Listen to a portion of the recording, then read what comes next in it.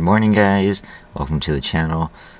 So this will be my very first hockey post. As you guys know, if you guys follow me on any social media platforms, I am a big Kings fan. I follow hockey very closely, and especially when it comes to my team, this is one of those things that I felt like I had to do a video on. And it's the Jonathan Quick trade from the Kings to the Columbus Blue Jackets. The exchange. Well, actually, I'll just read you the whole entire trade here. At first, Kings just won a 6-5 shootout win last night, and there's no wind of this at all. And then all of a sudden, after the game, we hear rumors and other reports, not by the NHL or any of its usual posts or journalists, that Quick was being traded, and it was confirmed. And so this comes as a shock to many people, and I felt like I really had to make a video on it. So let's take a look real quick. So here it is from the Kings Insider, following the NHL's trade post. And as you can see, for me, I literally got this. This is literally posted an hour ago. So it confirmed recently this morning, about an hour and a half ago. So here it is right here. Kings acquire goaltender Korpisalo and defenseman Gavrikov from the Blue Jackets in exchange for Quick, a first-round conditional pick, which then turns into a second, and a third round. And I don't like this trade at all. I think it's stupid. Now, I have no credibility. Don't listen to me about whether if I'm right or wrong. However, to me, this is a dumb trade. This is going back to like Dean Lombardi dumb trades. So so all players involved are UFAs at the end of the season. I thought this whole time Quick had one more year on his contract, but he does not.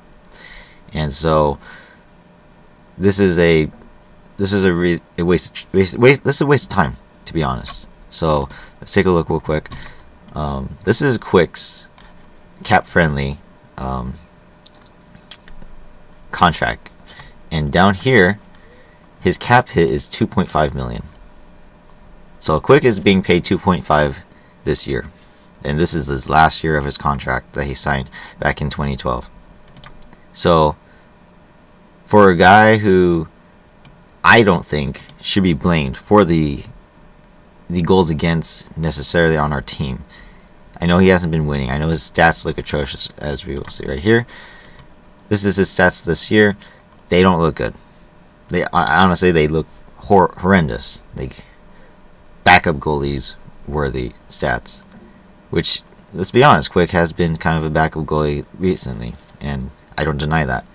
But you're telling me we gave up him for this Korpisalo, who is also backup style goalie worthy, and he's the starter for the Blue Jackets.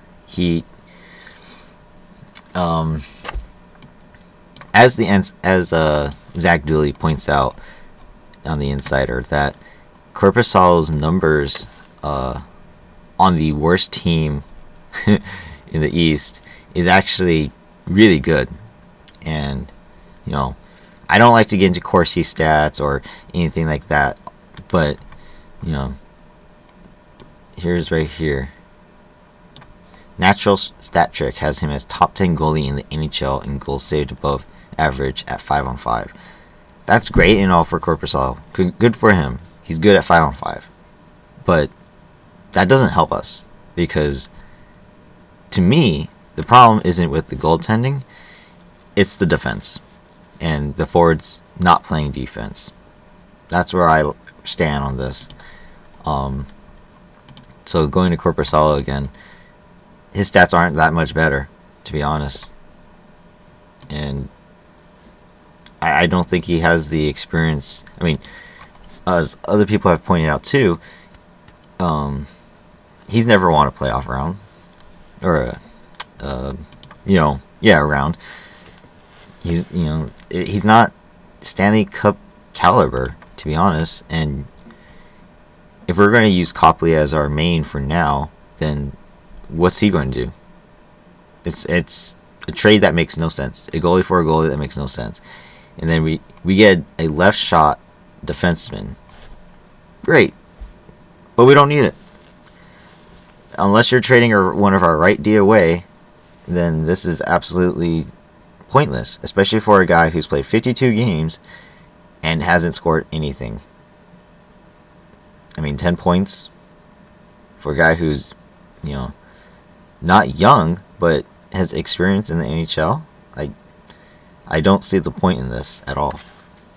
And so I get the feeling that the Kings are not done trading, and that's a bad sign. Because if we look at the D side of things, you got Doughty, can't move him. Then you got Anderson, his partner. They're the first pair on the team. Can't do anything with that. Second pair is Roy, who is our leading goal scorer for the D-men, and I think has one of the most stable, solid plays on the team right now. Then his partner on the left, who's a right hand, Sean Durzi, and I think he's done a phenomenal job. He is literally the number 2 defenseman on this team.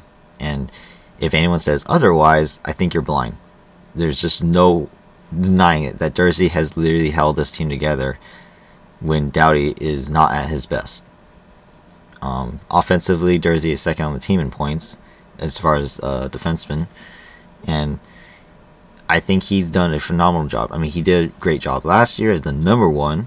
And then now this year, he's still second on the team, only behind Doughty. And I don't think any of the defensemen's skills compare to what Durzi is doing right now, except for Doughty. I don't think anyone is better than him. But that's my opinion, of course. I don't deny he does make mistakes sometimes. But as far as I'm concerned, all of the defensemen have been making mistakes this year. And that's the bottom line. I blame the defense for why the goaltenders don't look good. And so, going into more depth, the third pair is Edler and Walker. And honestly, that pair has been making the most turnovers in the past month than any other defense pair. Whether it's Walker and Edler or Bjornfurt slides in and takes up for Edler, it doesn't matter. That third line defense is what's turning over the puck in the defensive zone and giving our goalies no chance to make any saves. And then we go on to the forwards, and same thing. The fourth line on the Kings is trash. Kupari, whether if it's Anderson Dolan, Kaliev, Grunstrom, whoever is playing on the fourth line, they can never have chemistry. They never get it done defensively. They're definitely not putting up any offensive points, and that's bad. And literally in the past so many games in the past month, the fourth line has been scored against the most. And I always thought, as a rule of thumb, you don't want your fourth line getting scored on. If your fourth line gets scored on, you're in trouble. Those guys are not doing something right. And so, or maybe even the coach is not doing something right. I don't know.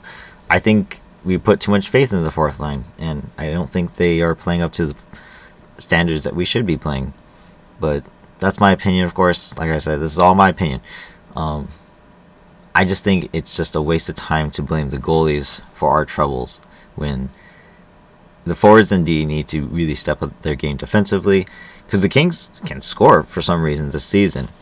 Inconsistently, though, but they can score this season. And I think if you can just fix the defensive side of everything, not have Kopi play defense 24/7, we will be fine. But that's not apparently what Rob Blake thinks, and as our GM, and that's just why this got done.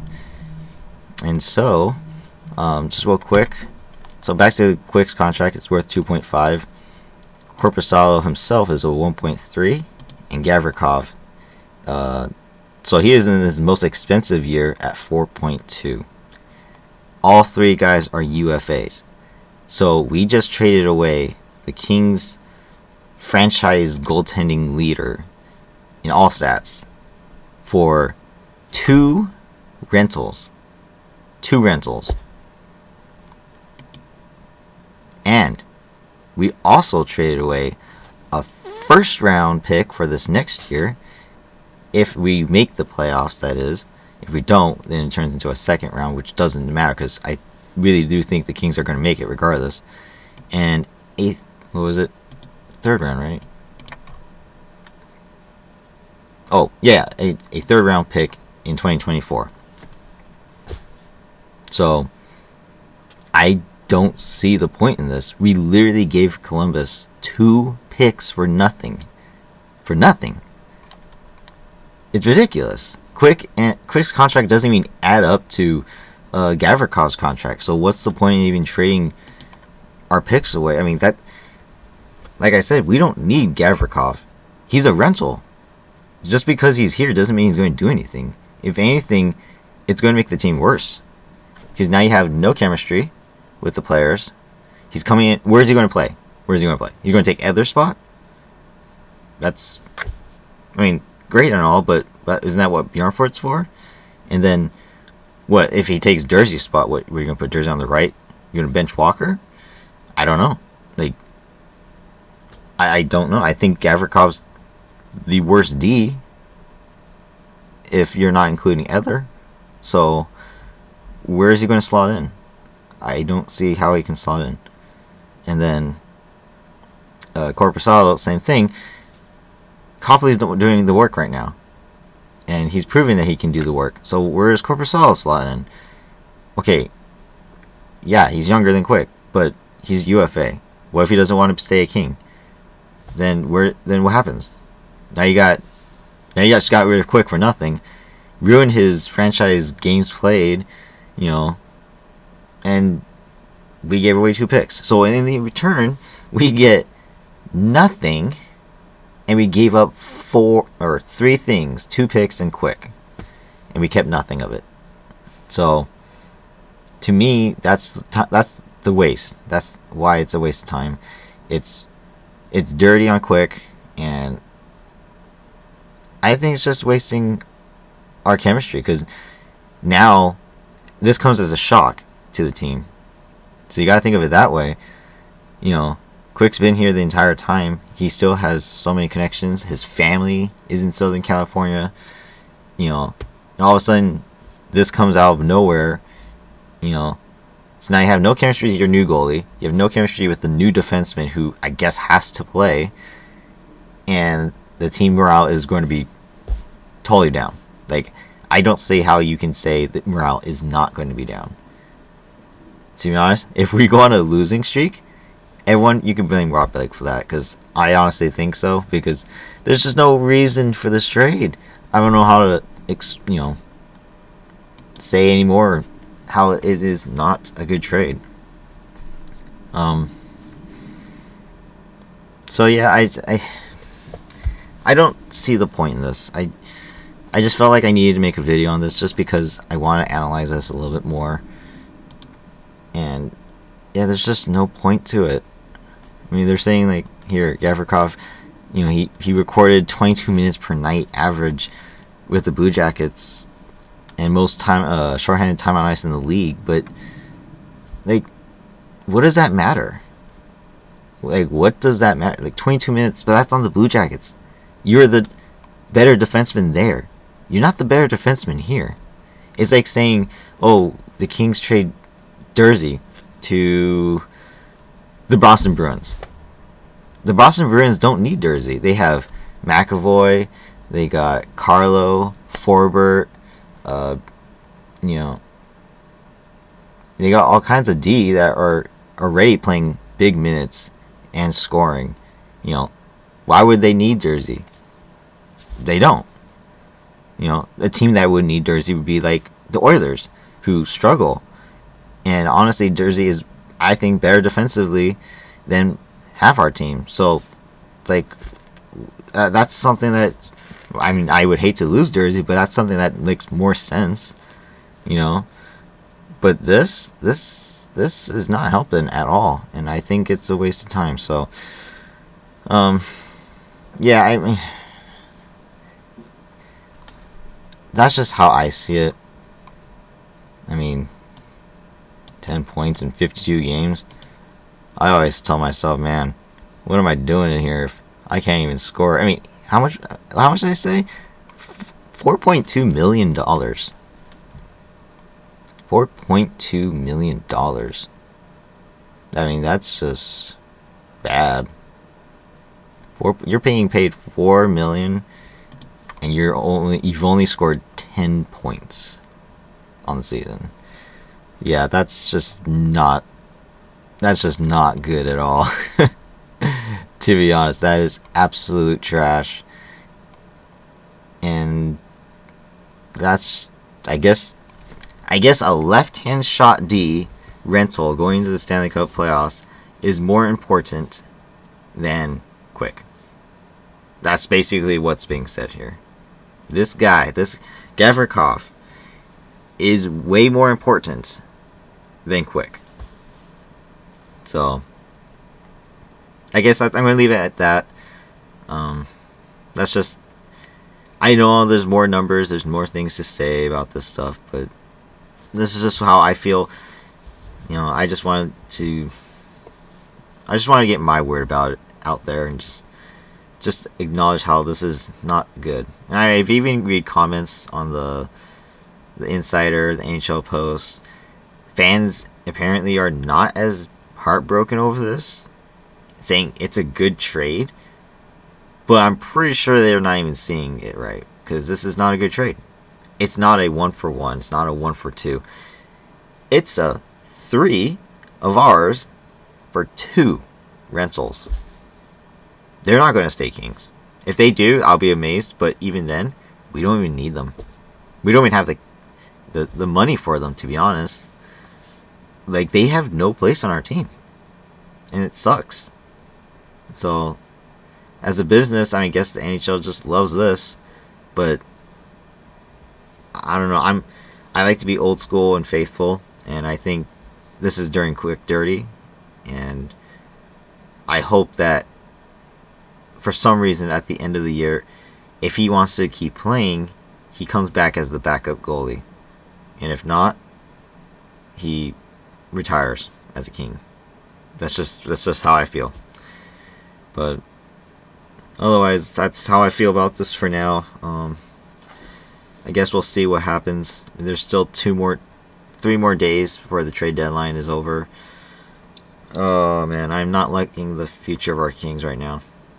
I was happy with the team, more or less. We're losing and get scored on. Our goal differential sucks compared to all the other playoff teams, but I'm happy with it.